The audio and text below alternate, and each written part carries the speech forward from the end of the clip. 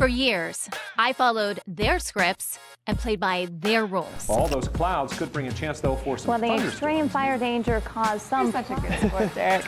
All right, well, our pet of the week. Then I started to question everything. I'm Sunny, and this is Unscripted. Let's go. We did it. Here we are. It is the launch of Unscripted, a podcast that I guarantee you have never seen anything like this before. And that's because we're going to be doing this podcast together.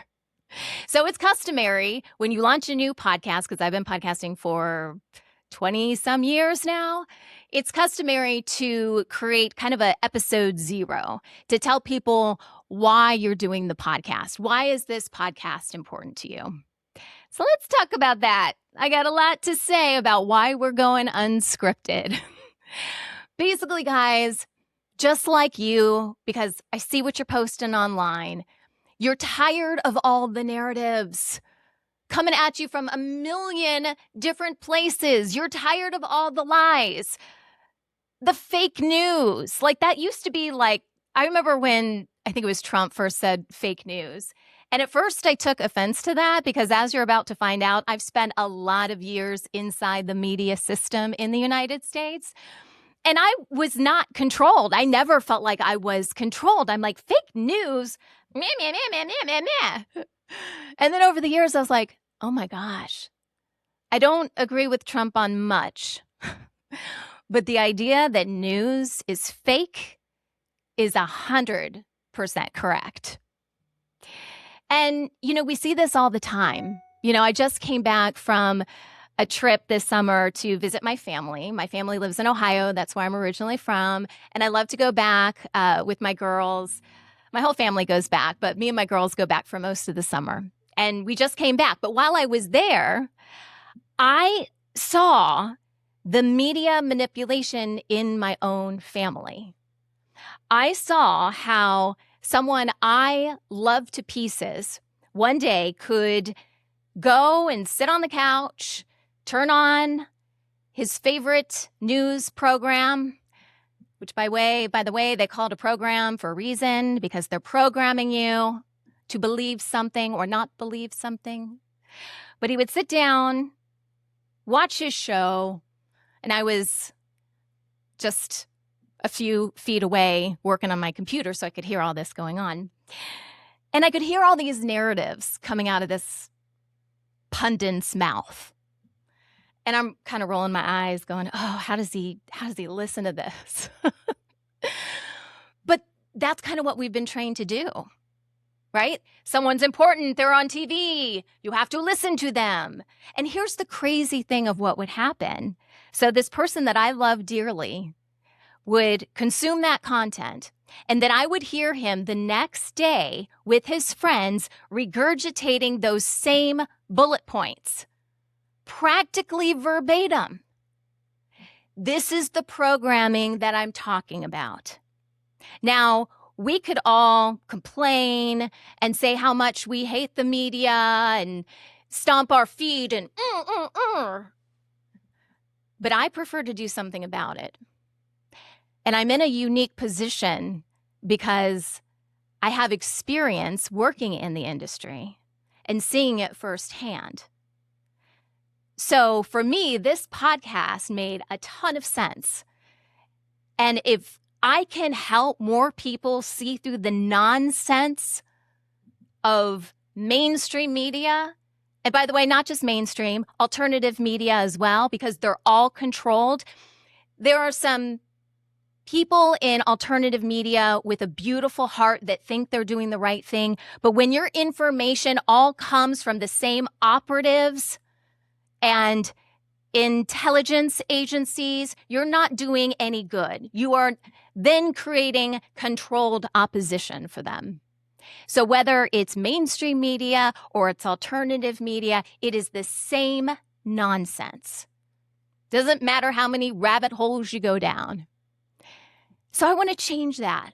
I want to do my part to help separate fact from fiction. As much as possible, I want us to use what I call discernment, because I believe we all have a built-in lie detector within our bodies to detect this nonsense. It's just been programmed into us again and again, and it's not your fault. But now it's time to break away from the system. And I hope that you'll do this with me, because I can't do this show by myself. This show is all about interviewing people who are right there. So if the media says that such and such country is dropping bombs in this area, and you happen to be in that area, I hope you will contact us with your phone, which has incredible video and audio, by the way, much better than most professional cameras, and say, hey, Sonny, they say this is going on, but I'm right here, and I can tell you it's sunny skies today. I like how I did that little play on words. Because that's what's going on. A lot of times the media isn't even using accurate footage. They'll talk about a war, and they're using footage from a war 3 years ago. Or you're not going to believe this. Sometimes it's not even real footage. Sometimes it's AI. Sometimes it's video games. And I'm not even kidding you. I'm not kidding you. If you take the time to stop accepting the narrative as it's given to you, you will see through all the nonsense. And then it'll drive you crazy, and you'll probably start a podcast, and welcome, you are in good company. So that's what this show is about. That's why we're doing this show. And it's not just me. There's a team of people, and we are so excited. I am so excited, you guys. I wake up in the middle of the night, and my heart is going a million miles an hour, and I am already connecting with you guys, and you're sending me content. You know, we just had a couple earthquakes hit, which we're going to talk about that because no way that was natural. And you're already sending me information. Your boots on the ground. It's what news should have always been, except it's never been about checks and balances. It's about holding you back. It's about controlling you. Controlling the narrative, making you feel a certain way. Because when that happens, you are very powerful. I know no one else is going to probably tell you this unless you're in some woo-woo circles. But you are a very, very powerful being. And they know that. And they know that you are a creator, that you create, that you have the ability to connect with the creator of the universe and do amazing things. That's what this is all about. This is about them not wanting you to do what, God gave you here to do, what he put you here to do. It really is a spiritual battle, and we are going to break this down. And I'm going to show you all the manipulation. You guys, I have so much material to show you. I mean, the deep state is literally writing my show for me. And I don't want to give you all the secrets and stuff. And I promised I was going to keep this episode pretty short. But one of the things that I want to do is just tell you a little bit about myself, because I feel like, it's just really important for me with this series, with this podcast, to be me. I have to have fun doing it. The news is always gloom and doom, and if it bleeds, it leads, and blah, blah, blah, blah, blah, blah, blah. And that is not how I do news. I am not going to, tell you about every disease out there, because that's going to help you manifest more diseases. Why would I do that? I'm not going to play into the deep state's hand on that, but I'm going to show you how they try to manipulate you so you don't fall into that trap. That's what we're going to do, and we're going to reveal the truth. And we're going to keep doing it day in and day out. And before you know it, we're going to change the news. So, for me, did I want to grow up and be Barbara Walters someday? Absolutely not. I didn't have any interest in news. I didn't grow up in a family that even watched the news. We didn't read the newspaper. I mean, it kind of makes it sound like we were uneducated. It wasn't that. It was just, here's what my family was about. My family loves music. My family loves to dance. My family, growing up, loves musical theater. That's what we did. My mom put me in dance lessons when I was, 6, 7 years old. And at first, like most kids, I hated it. And then, I tried some different styles of dancing, and I was like, oh, hey now, this is kind of fun. And I got to the point where I was like dancing every night of the week. And I thought, hey, maybe this is something that I actually want to do with my career. So I told my mom, and my mom said, well, if you're really serious about this, we have to get you a dance teacher that is really serious and not just about recitals. So I started going to a different dance teacher, and that dance teacher taught me a lot about technique, how to hold your body, all that kind of stuff, because I really wanted to be a dancer. But he also started directing musicals, and that was my ticket, no pun intended, into the life of show business, musical theater. Oh, I loved it, you guys. I loved it. I loved it. And in a very short period of time, I went from being the chorus girl in various dance shows to having the lead role. And if I could just describe to you what it feels like to be behind the curtain and the energy of a packed house. Oh my gosh, you guys are, I'm gonna want to do a musical now. It just ignited something within me, and I thought, no, I'm gonna do this. I'm gonna do this. So fast forward, and I'm looking at colleges, and I'm thinking, well, if I'm gonna pursue theater, I got to go to New York City. That's where theater is. I'm going to be on Broadway. I need to audition. I have to be right in Greenwich Village. So New York University has a program called the Tisch School of Performing Arts. It's exclusive. It's hard to get into. I think they talked about it on the show Glee, if you guys remember Glee. And I went there. I didn't go to the school. I went there for, just to check things out with my parents. And there was something about it that I knew I wasn't supposed to go to that school. Called a gut feeling. It just didn't resonate with me.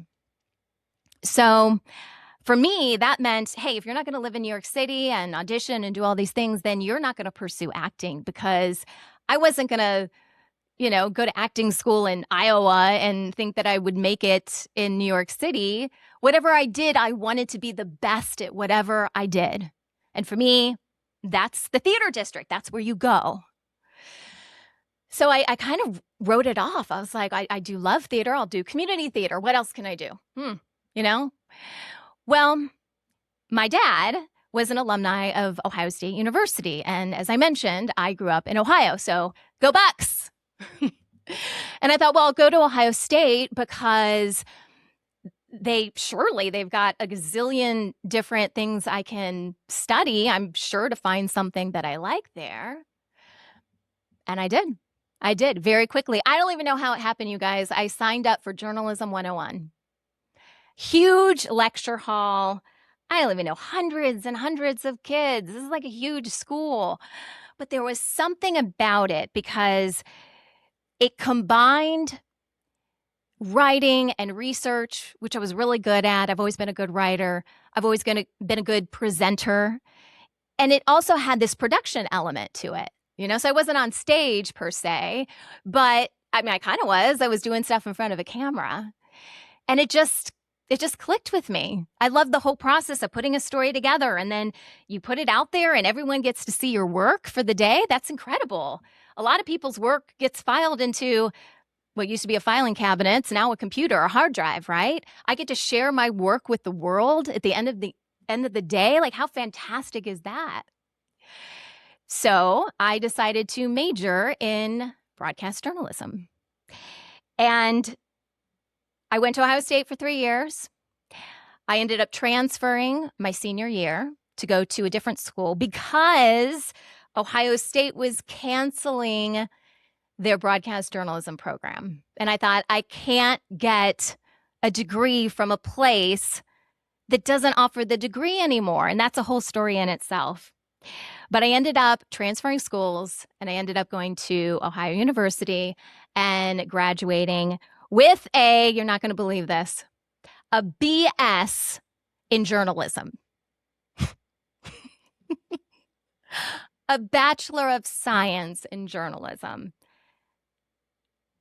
The humor is not lost on me, you guys. It's like foreshadowing. And I'm going to show you. I'm going to show you my diploma. I'm going to show you that I got BS in journalism. So about a week after I graduated with a BS in journalism, I start my first job. So I had gone up there before, but I ended up getting a job in Michigan. So I was in Ohio at the time, got a job in the Upper Peninsula of Michigan, the UP. I was a Youper in Marquette, WLUC in Marquette. And they hired me as the 5 and 6 o'clock news anchor. So I would report during the day, and then I would come in and I would co-anchor both the 5 o'clock and 6 o'clock news as a 22, 23-year-old. And that was a 2-year contract. One thing that I want to say about local news that's so important. The people that work at these TV stations on a very local level, so I'm talking about market size, you got to be like, I think Marquette was 178 market size, and the next station I worked at was like 125. So you're talking New York City's number one, guys, in markets, which is basically how big your reach is. Not how big the city is that you're in. It's how many people have an opportunity to see your newscast. So you've got New York City, you've got Los Angeles, you've got Chicago, and on and on and on and on. And I think it goes to like market size 200 and some. So my first job was in market 178 in Marquette, Michigan. Then my second job was being a news anchor as well in Washington State. So go from Michigan to Washington State. And finally, I'm out on the West Coast, which was a goal of mine. And I'm feeling like I've made it. You know, I'm in my mid-20s. I'm a news anchor. Before you know it, I'm going to be in New York City, because that's where you go when you're successful. That was my plan. I'm just going to keep climbing the markets. Almost didn't care, you know, that I didn't want to live in these cities. That's just what you do. You just go from city to city to city, right? That's when I started to see there were some things happening in news at the time. I was in news when 9/11 hit. And I saw how local news really couldn't do much during that time. We were an NBC affiliate. We literally just handed it over to NBC in New York. We would start the newscast. I'm not kidding. Hi, I'm so-and-so. Hi, I'm Sunny. Now, take it, New York.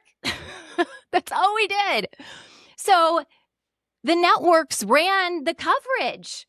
There wasn't much we could even say. You know, we did some stories about people donating blood, but I mean, what are we going to say? How are we going to contribute to these stories where there are these narratives? And, you know, maybe we'll do a deep dive at some point on what really happened in 9/11, because it is not what they told you.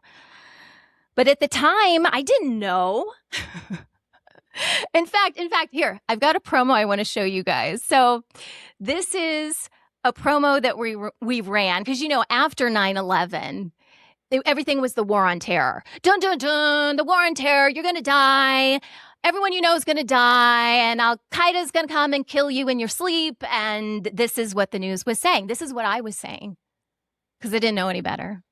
So let me show you this promo for the war on terror at KNDO Local News. War with Iraq has begun. As leaders in Washington make decisions, we here at home react. KNDO Local News asks the important questions. In the state of Washington, our security is also being tightened. Governor Gary Locke and keeps you informed with the news you need to know. Well, now that the war has started, we could be put on code red alert. War with Iraq. Local impact. KNDO Local News. More local news, more often.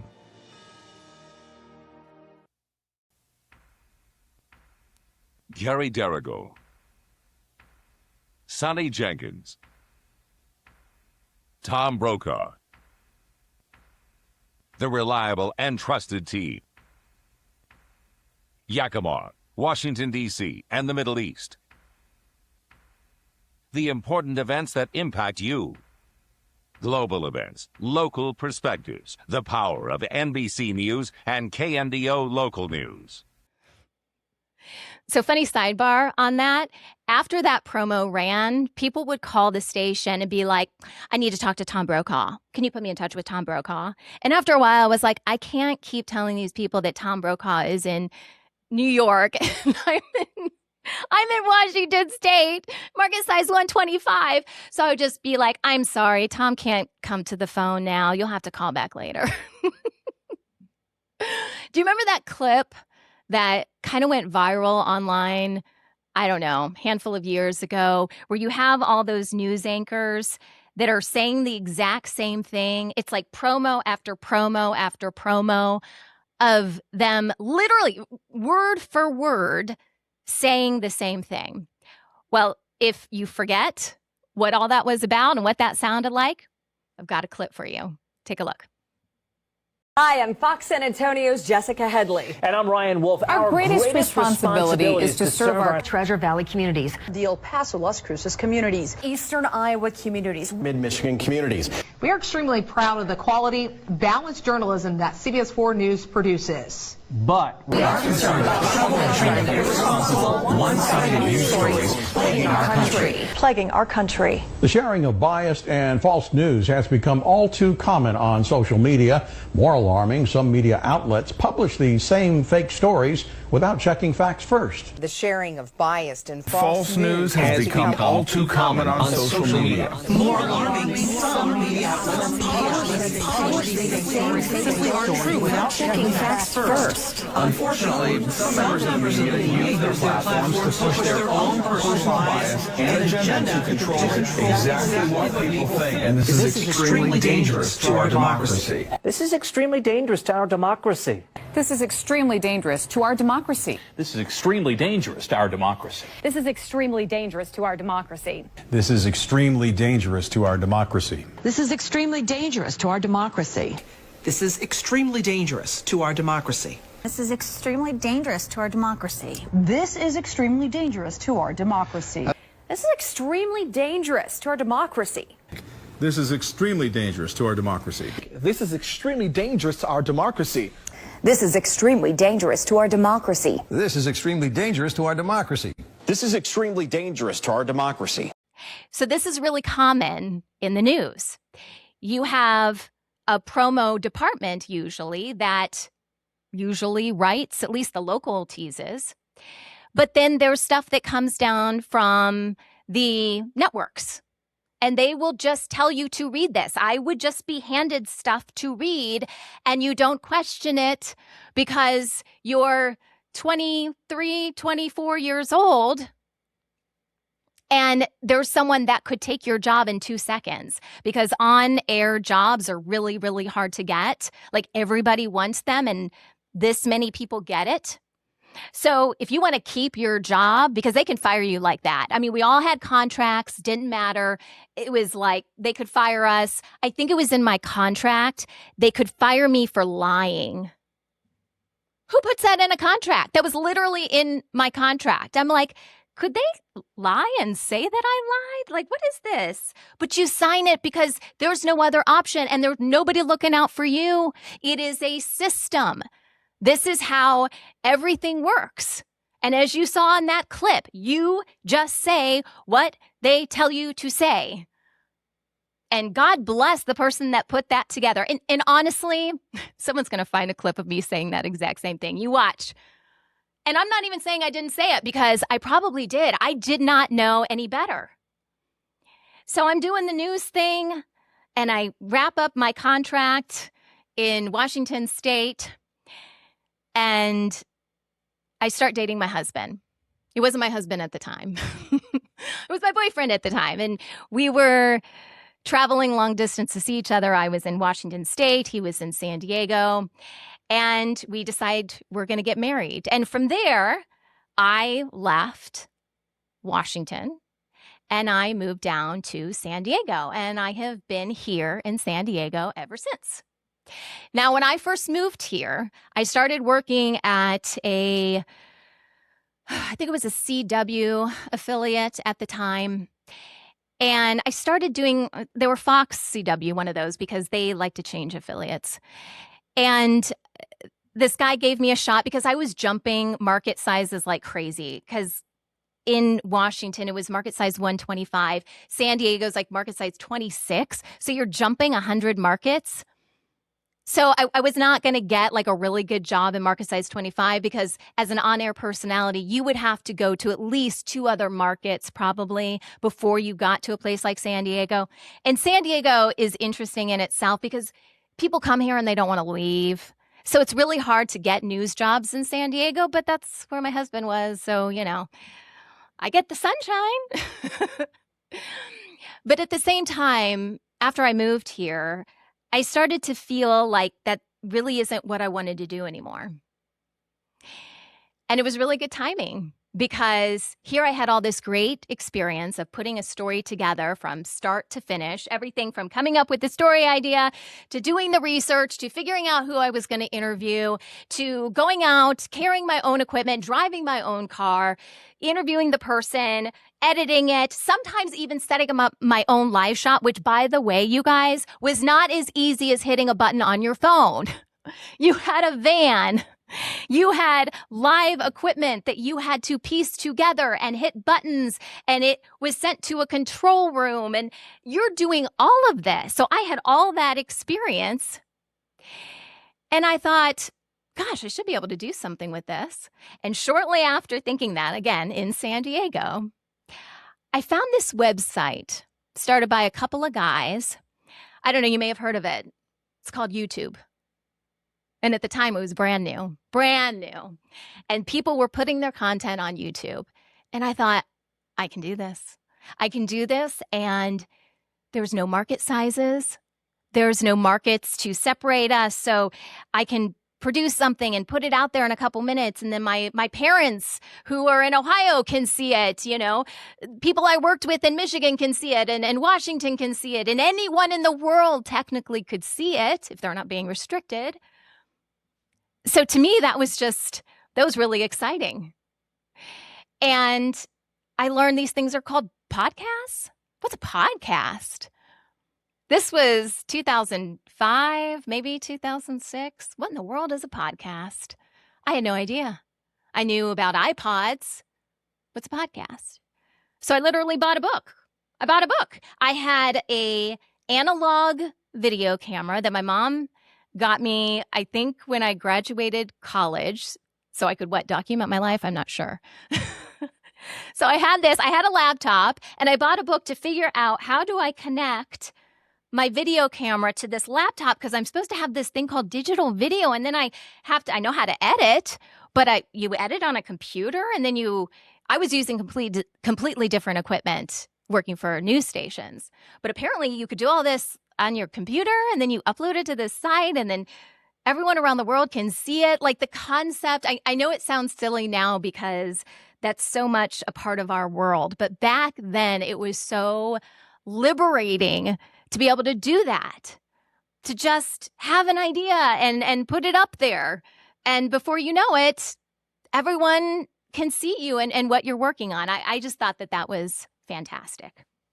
So that's what I did. I started playing around in podcasting. I started a show in my backyard. I had no idea what I was doing. That led to getting a job in San Diego, working for an early competitor to YouTube. And I started producing a show for them. And then it got to the point where my husband and we wanted to start our family. And I had been so focused on my career, I really didn't know anything about starting a family. I mean, I know how babies are born, guys. But I didn't know how to be a mom. I was so career focused, trying to get to New York City. How do you do the mom thing? So I started a podcast. I thought, I know how to interview people. I've been doing this my whole life. I'll talk to people, because if there's got to be other people like me that are interested in becoming a parent, a mom, getting pregnant, and they probably want to know the same thing. So I can interview doctors and other moms and figure out what's worked for them. And that led to a very beautiful opportunity for me that really carried through having all of my children. I'm a mom. I've got 4 kids, and I was able to podcast while, my kids were growing up, and I was able to work out of the house. I turned it into a business. I started a podcast network. There were no podcast networks at the time, but I had that television experience. I knew what a network was. So I did some research and I talked to some people, and I thought, well, I'll start a network for parenting podcasts. That was the first network I launched. And then after a while, other people were coming to me saying, hey, how do I get into podcasting? Can you coach me? Can you do this? So I started coaching people, and I always viewed it as just giving people a voice. And especially with parents and new moms, because there's so much new moms go through and they're kind of disconnected from the whole world. And I thought it gave me so much purpose because I love my family. But I had 4 kids, ages 3.5 and younger at one point, because I have a set of twins. So my husband and I, we were in it, and I really needed an outlet. And I could do that at the same time. I felt like I was learning about how to be a better mom and, how to raise my kids and maybe do things a little bit differently, because our audience really didn't want to know about the standard way of giving birth. They wanted to know about, how do I have a water birth, and can I have a doula, and how do I do this naturally? So I learned a different way of living. I learned about podcasting. It was freeing for me. And I just had a lot of fun doing it. So I've been doing this now. Like I said, what was that? It was, I got married in 2004. And that's kind of when I guess it was 2005 by the time I started my first podcast. It's now 2026. So I've been podcasting for 21 years. Is that right? Did I do that math right? Don't check my work. Math is not my strong point. So yeah, I understand what it takes to podcast. And now my worlds are coming together because I have all this news experience and I have this podcast experience. And now we get to do something beautiful together. And it's not about me. It's about us.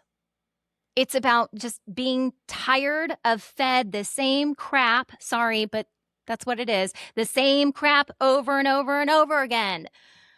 And thinking we have no other options. Yes, we do. Have you seen how incredible these things are?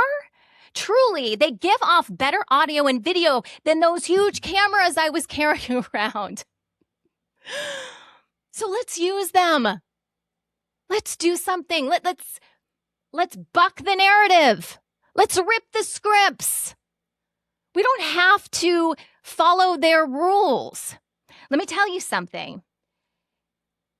If you play their game, you're going to lose. It's rigged against you. The only way to win is to not play the game.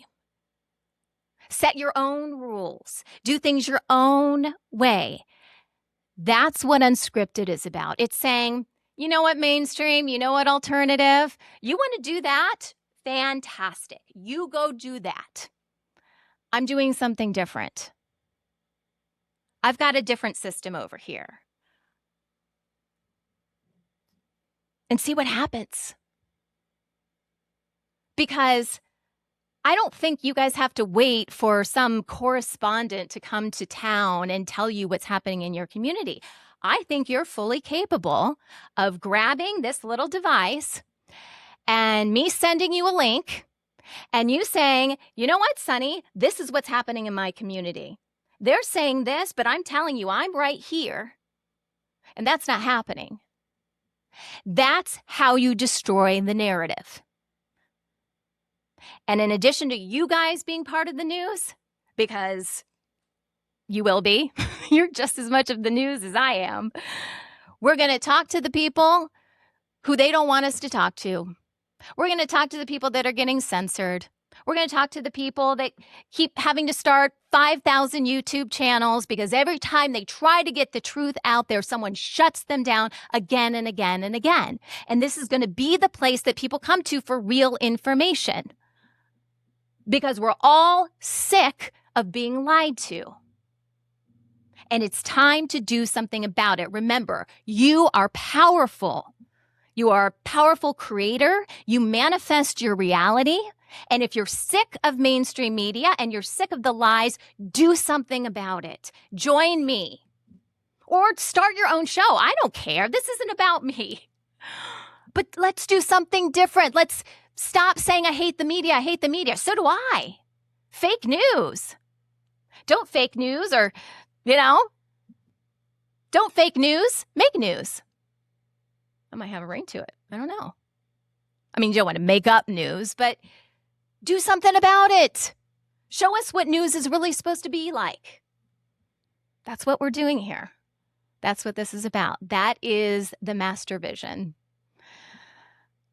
And I really hope that you're here for the ride, because I am. Like I said, I wake up in the middle of the night and I can't get back to sleep. I've got a million ideas. I'm like sending messages to my teammates. I'm like, let's do this and let's do that. And, I can't wait to see what you guys come up with too. This is a collaborative experience.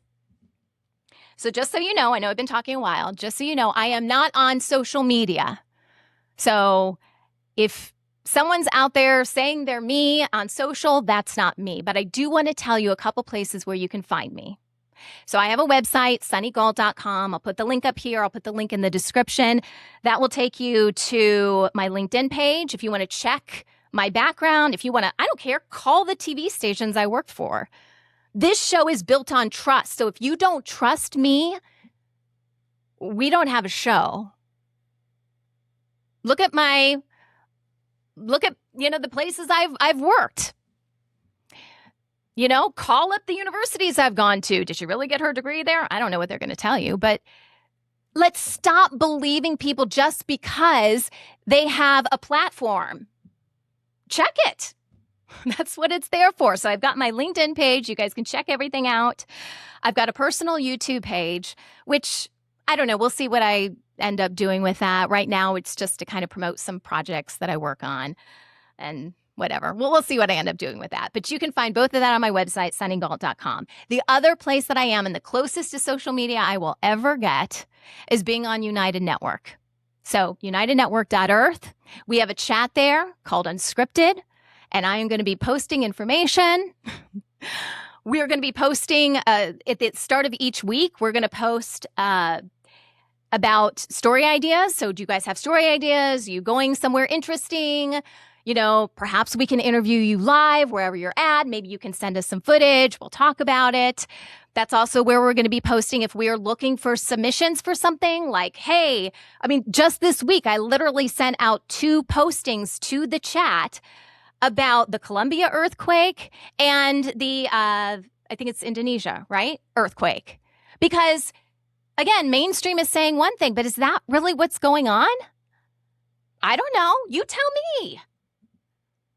And together, we're gonna break down these lies. We're gonna break down these narratives, and it's gonna reveal the truth. The only way to do that is to get unscripted. It's to take a step back and be like, whatever was, fine. But we're not playing that game anymore. We're doing something different.